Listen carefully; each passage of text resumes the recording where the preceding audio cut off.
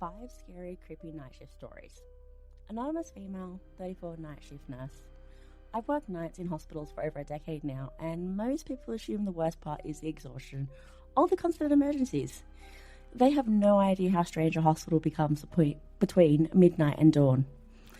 The halls just feel too wide, the lights feel too dim, and the building makes noises that don't belong in any place meant for healing.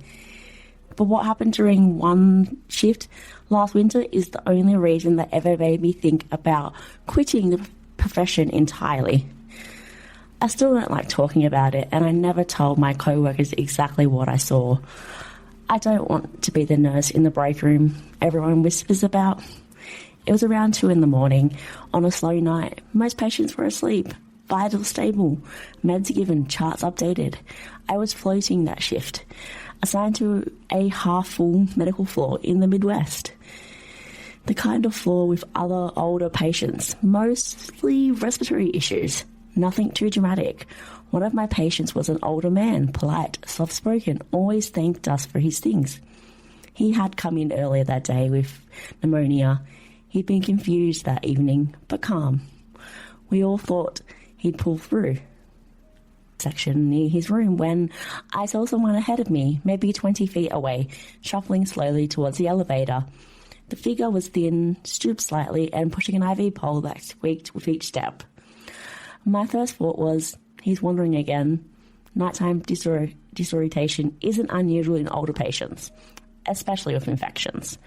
I called his room number out loud, gently trying not to scare him. He didn't turn, didn't react, just kept moving. I quickened my pace, calling a little louder this time. Still nothing. As I walked closer, I could see the hospital gown, the sagging shoulders, the familiar grey hair. It was him. I didn't think twice, just keyed my radio and said, "Can someone meet me by the elevator? Patient from room 214 is up and walking." No answer yet, so I kept going until I reached the elevator hallway. Empty. He wasn't there. No footsteps, no IV pole, no sound of doors closing. The elevator indicators weren't even lit, meaning no one had pressed a button. I stood there confused, half convinced he must have ducked into a room or behind a corner. Even though there was nowhere for him to go, I walked up and down the hallway twice, then checked the stairwell. Nobody. Before I could radio again, my CNA finally responded, sounding out of breath. "Hey, I'm in room 214. He's still in bed." I frowned. "Are you sure?" I saw him walking towards the elevator. There was a long pause, then the CNA said quietly, "He's not wandering, he's gone. He passed sometime between midnight and 1. I was coming to find you." My entire body went cold because 30 seconds earlier I had watched him walk away from me. I walked back towards room 214 in a daze, my mind trying to make sense of something that had no sensible explanation. I'd worked night shifts long enough to see all kinds of confusion, patients dreaming with their eyes open, talking to people who weren't there, mistaking oxygen tubing for telephone cords. But this was different. I had spoken to him. I had seen him, the way his hospital gown dragged against the floor, the IV pole with the peeling barcode sticker, the way his slippers barely stayed on his heels. Those weren't things you imagine. Those were details your brain doesn't invent at 2 a.m. When I stepped into his room, the overhead light was already on. He lay on his side, features settled into that unmistakable stillness that comes after the last breath. His chart showed the CNA had done all the right checks. Time of death documented. Everything orderly and calm. Nothing in the room matched the man I'd watched walking away. No IV pole beside the bed, no slippers on the floor. His gown was folded neatly across his lap. Exactly how we left it after repositioning him earlier. My CNA looked shaken. "You said he was walking." I nodded, unable to trust my voice. We called the attending, notified the supervisor, and followed protocol. The floor became busier for a while, low voices, the hush of rubber soles on tile, the soft beeping of equipment being powered down. Everyone was focused on procedure, but my eyes kept drifting to the open doorway, to the hall beyond it, half expecting to see that slow, steady shuffle again. When transport finally arrived to take him to the morgue, the supervisor asked us to pull the security footage from the hallway, just to confirm he in the shadows in the hallways played tricks on me. The security officer loaded the footage on the small monitor in the nurse's station. We watched the hallway from midnight onwards.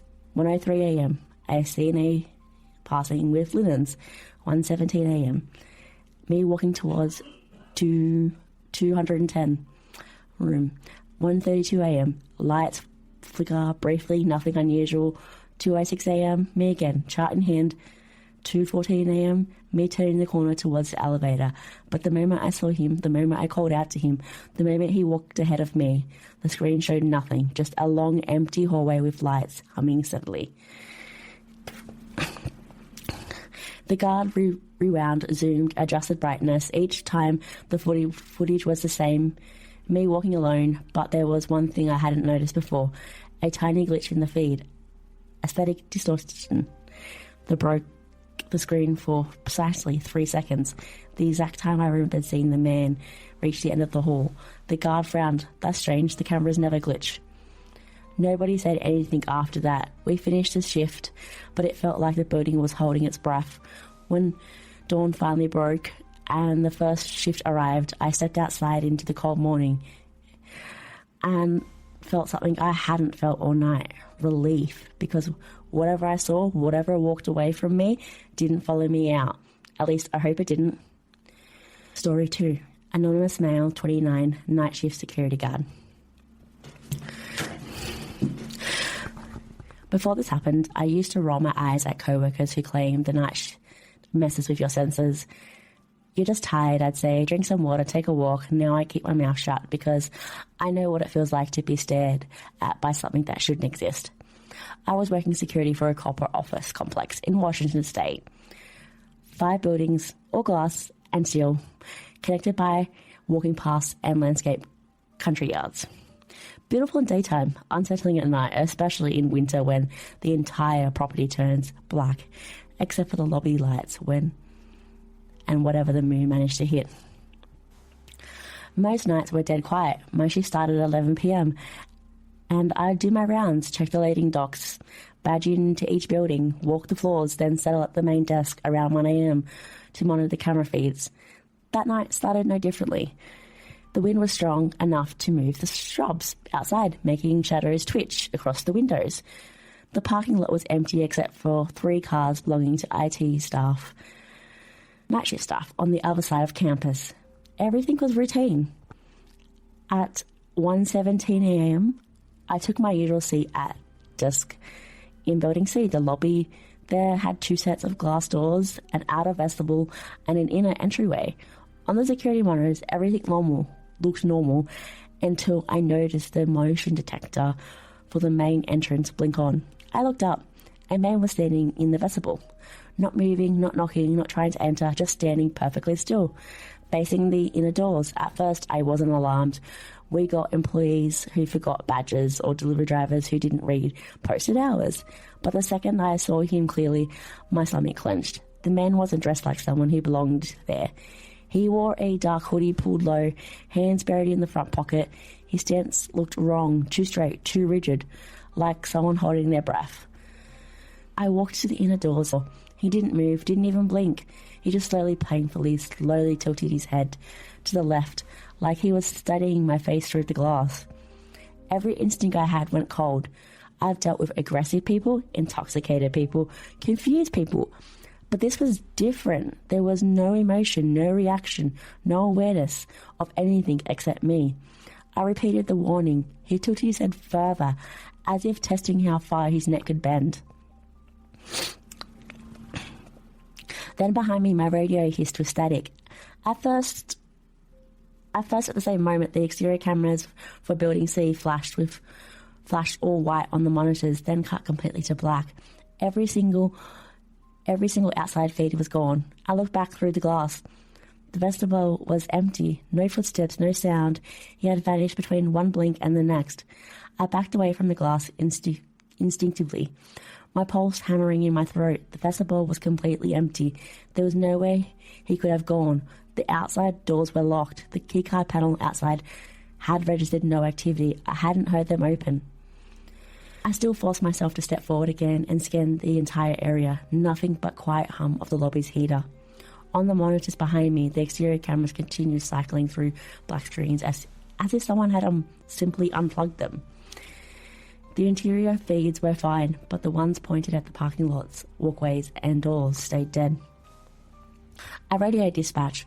We may have a trespasser. Just saw someone in C vestibule, but lost visual. Cameras are out. The dispatcher asked for a description, but all I could give her was vague, male, hoodie, average build.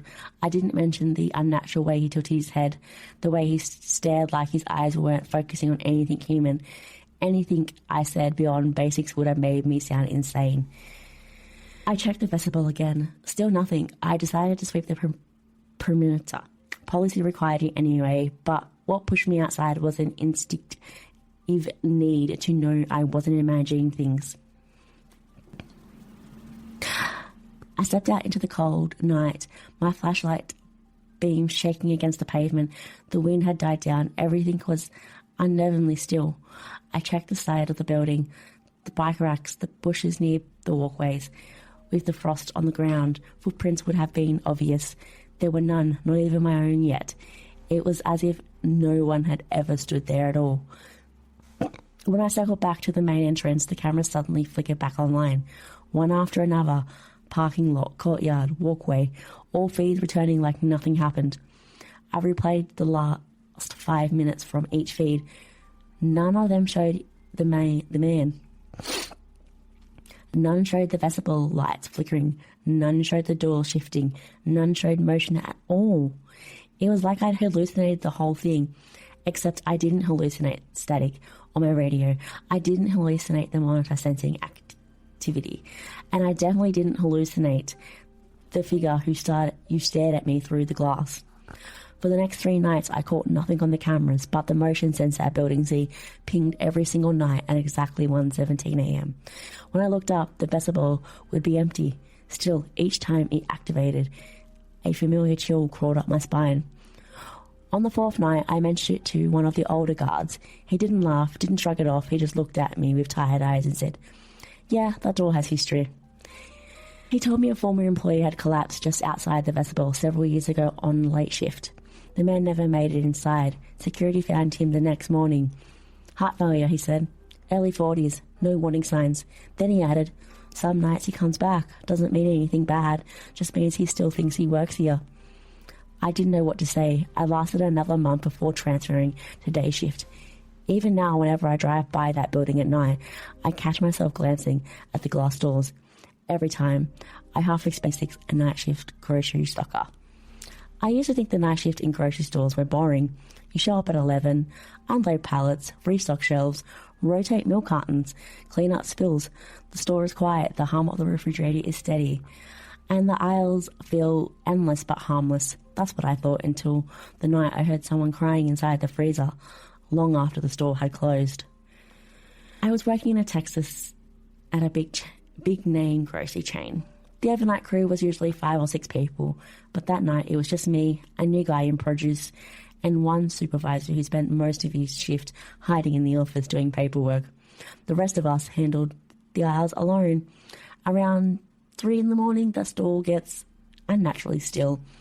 No more leftover customers, no late shift cashiers, just the buzz of the lights that aren't bright enough and the echoes of your own footsteps. I was stocking frozen vegetables that night, something I hated because the walk-in freezer was always colder than it needed to be, and the fan made this low, vibrating groan that gave me a headache. I had just rolled a pallet jack to the freezer door when I heard it, a woman crying. It was faint at first, like someone crying into their hands, slow, soft. I froze, listening hard.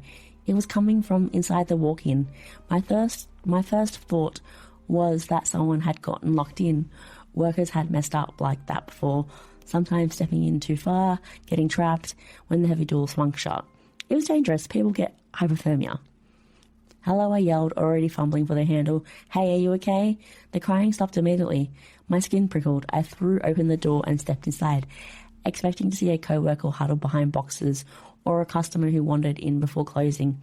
But the freezer was empty, completely empty, just rows of metal shelves, stacked pallets, and a blast of cold so sharp it burned the inside of my nose. The fan rattled overhead. Nothing moved. Hello, I tried again, my voice echoing off the steel. All I heard was the fan. I backed out quickly and let the heavy doors close.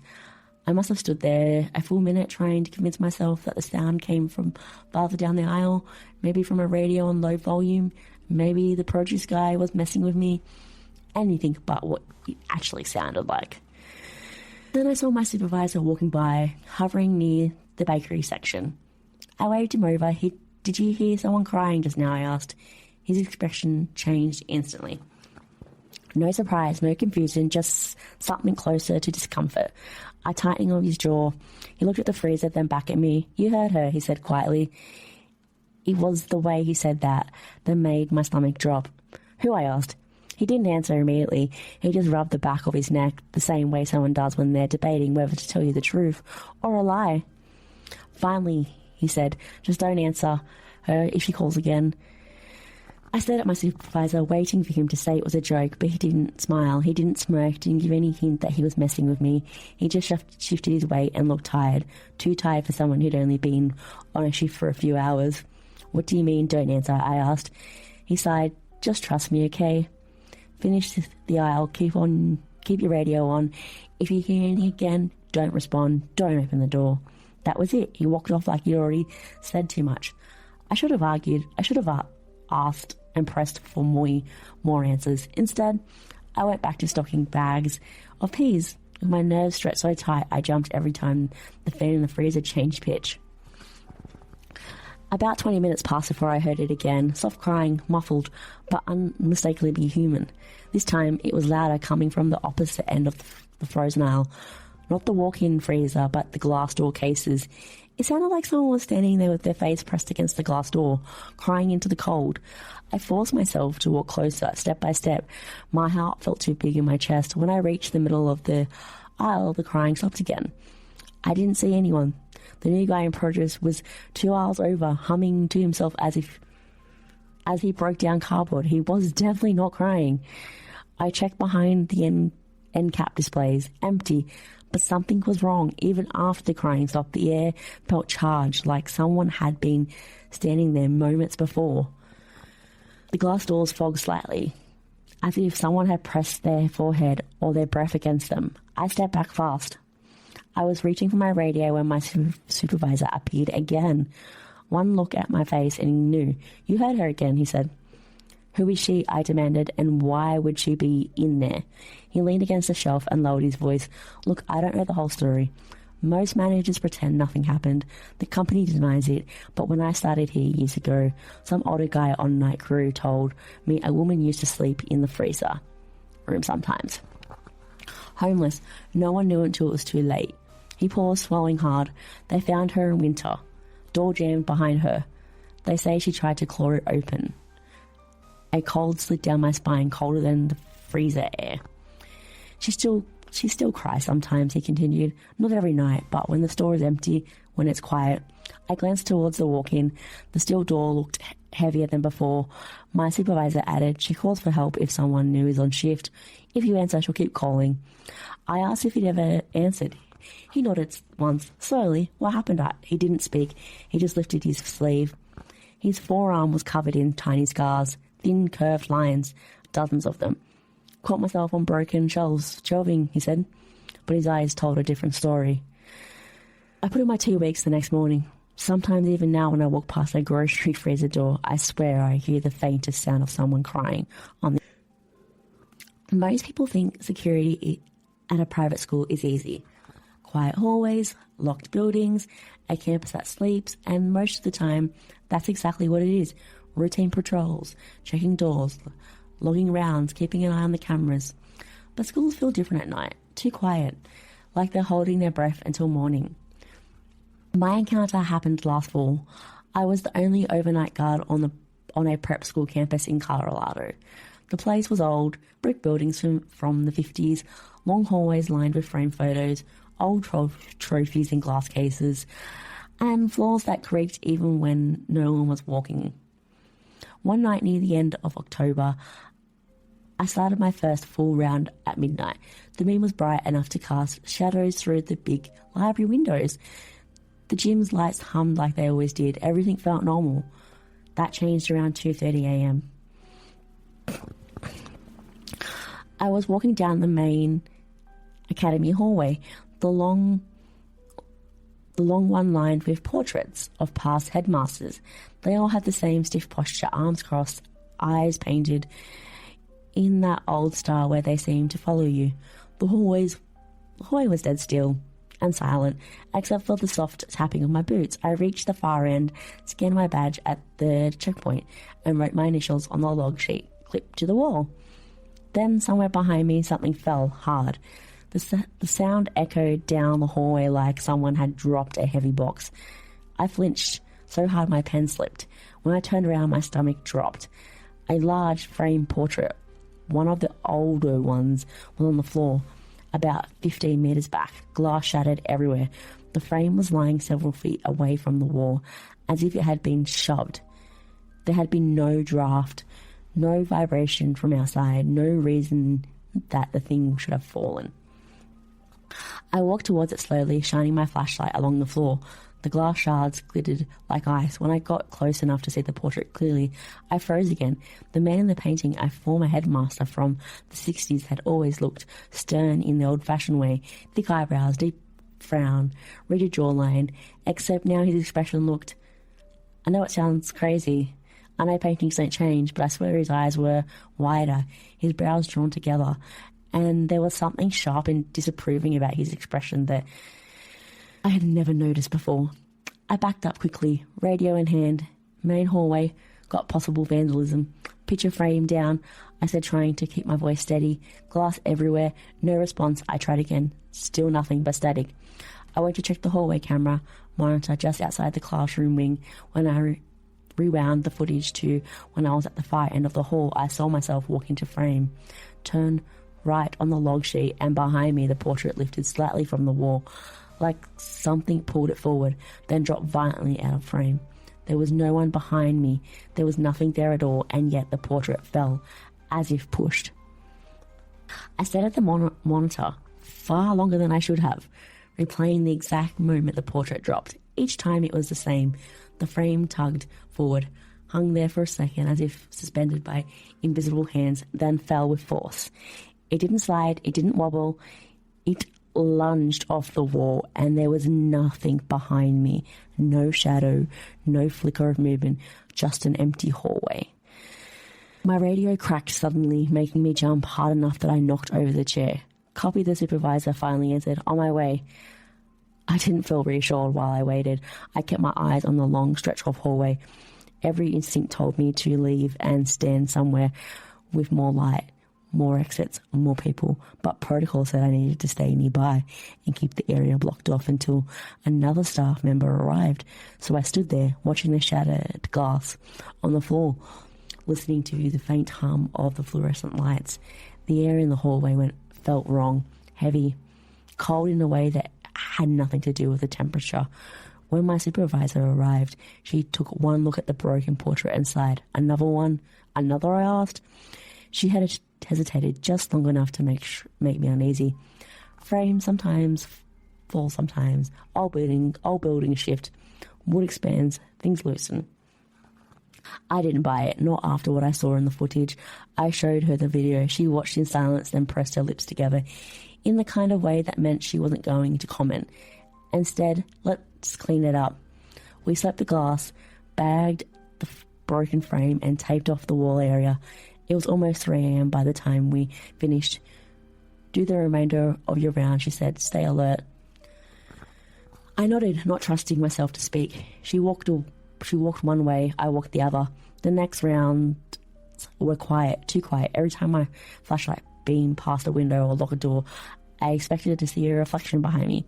In the gym basement, I heard 3 faint footsteps, overhead, spaced evenly apart, like someone pacing slowly on the bleachers.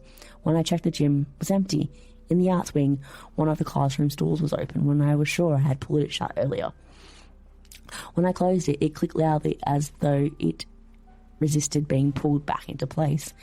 At around 4:15 a.m, during the final patrol, I walked down the same main hallway again. The empty section of the wall with the portrait once hung felt exposed, raw. I walked faster without meaning to. Halfway down I heard it. A long, slow creak, like weight shifting on the wooden floorboard. I spun around, nothing, but the air felt dense behind me, like someone was standing too close. Even though I completely alone, a pressure built at the back of my neck, the kind of instructional alarm your body gives when someone is watching. I didn't finish the round. I sped walked to the lobby and sat behind the desk and refused to move until day shift arrived. When the Sunday finally came through the front windows, the whole building felt normal again. Warm, harmless, ordinary. But to this day, I never forgot that feeling in that hallway. That certainty that someone was walking steps behind me, matching my pace, just out of sight. Story 5.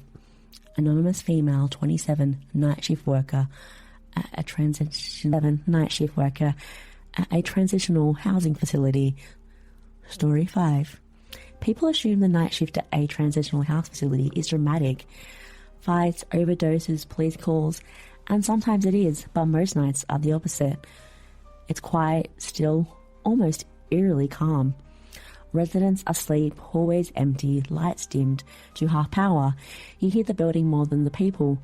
I work the overnight front desk at a women's transitional housing facility in Nevada. It wasn't a shelter exactly, but close. Part apartment complex, part half house, part community centre.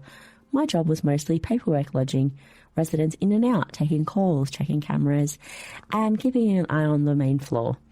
There was one place on that floor that I always ignored when I could, the woman's lounge.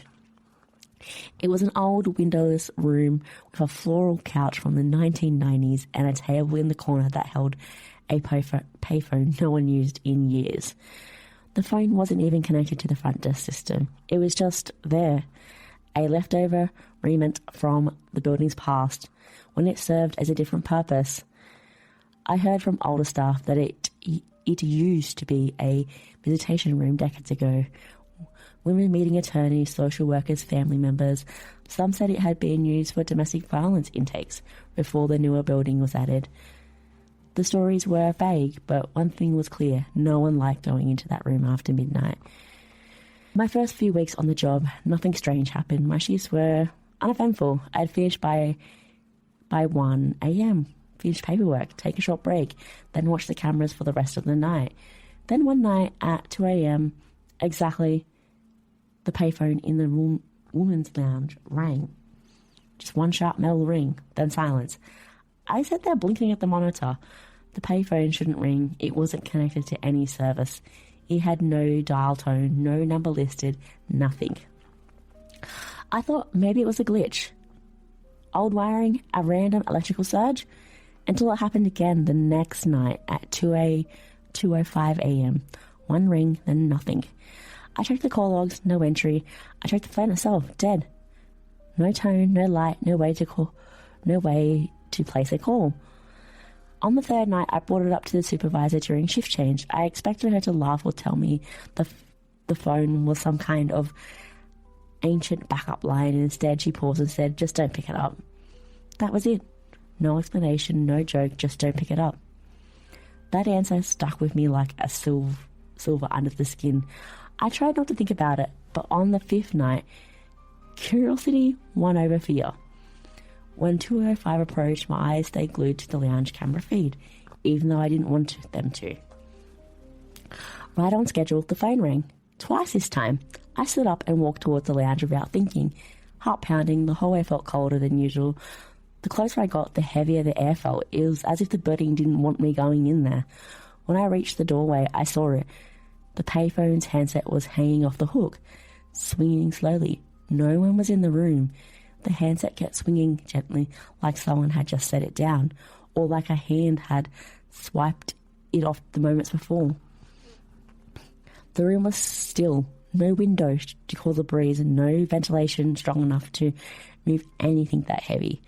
I stepped inside anyway. The phone was old but sturdy, the kind of metal made from backlit that could survive being smashed off a brick.